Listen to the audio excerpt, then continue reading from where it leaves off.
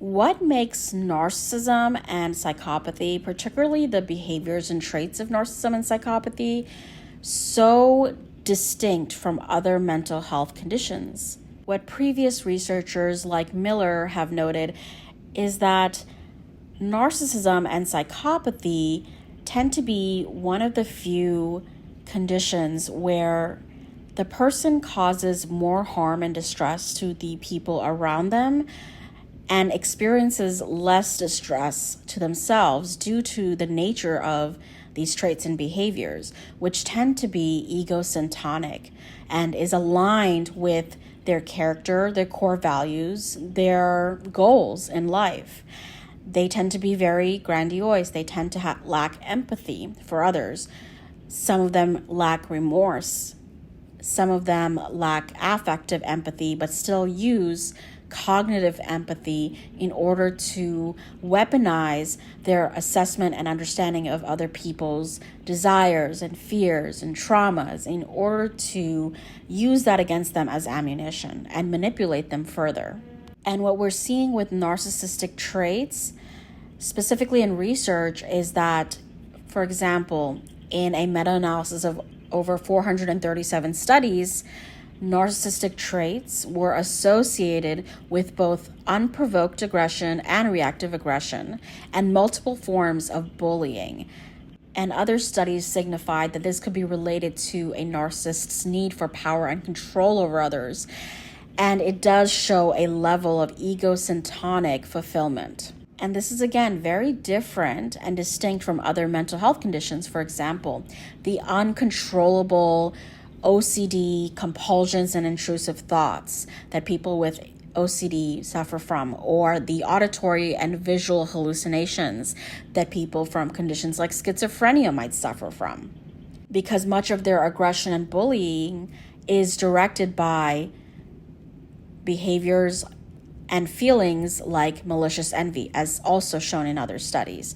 And that is driven by a need to control others, to relieve ego threat, and whether the aggression is reactive to a perceived slight or unprovoked and premeditated, it is used to harm others actively to reach their goals. And that is aligned with their core values and their identity of someone who is grandiose, who wants to feel superior to others, who wants to harm others for their own gain, and lacks the empathy or even the remorse if they're psychopathic to care about the impact that it has. In some cases, if they are psychopathic, in addition to being narcissistic, they may even gain sadistic pleasure out of harming others, out of engaging in gratuitous violence. And both types of violence, instrumental, premeditated violence, and reactive aggression, can have that ego fulfillment, that egocentric agenda. Now, people will wonder, well, didn't narcissistic and psychopathic people all suffer childhood bullying or childhood maltreatment from their parents when they were young? I mean, isn't that why they are the way they are? So they do suffer some sort of distress? And that's not always true. In fact, what research is showing is quite the opposite.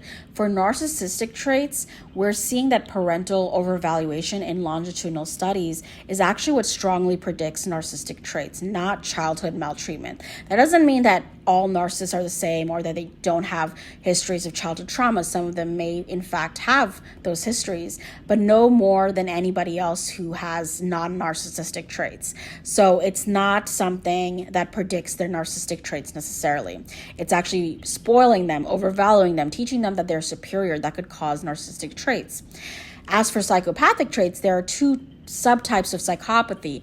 And primary psychopaths, the people who are born, said to be born rather than made, of course, there's always going to be a combination of nature and nurture, they have a biological predisposition to psychopathic traits.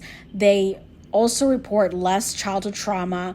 They have fewer post-traumatic symptoms, and they tend to have less psychological stress and de-stress in general, much like grandiose narcissists. Again, they feel superior to others.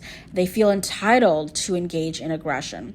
And when you think about the psychopath, their need for deception often stems from a thrill-seeking need to have a dopamine rush, right? Their need to cheat on others, to con others, to profit It all has a goal, and that is in alignment with their goals when they achieve those goals. Harming others is part of their character. It's part of their goal fulfillment. So yes, these types of behaviors and traits are very different from other disorders and conditions. And in my large-scale research study of people who had been in romantic relationships with people who had narcissistic and psychopathic traits, it tended to create PTSD symptoms, which again shows the significant distress that it causes other people, the harm that it causes society as a collective and on an individual level, more so than themselves.